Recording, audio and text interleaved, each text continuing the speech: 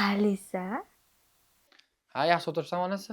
Yaxshi, rahmat. O'zi yaxshi keldingizmi? Charchamadingizmi? Soliha qani? Soat 5 bo'ldi. Hali ham maktabdan kelmadimi? Telefoniga ham tushib bo'lmayapti. Voy, rostdan ham qani? Xonasiga qaramadingizmi? Xotirjam o'tirishini qara, balki ko'chaga chiqib ketgandir. Balki qo'shniki chiqib ketgandir, qarab keling. Tohir aka, to'xtang, asabiylashmay, hazillashgandim-ku.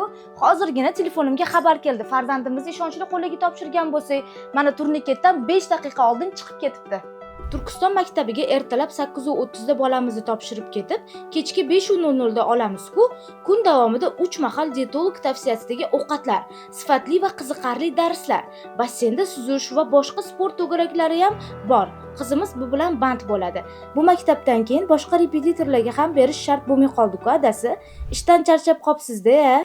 Shu ozgina charchab qolman shekilli. Turkiston maktabidagi ustozlarga ham alohida rahmat.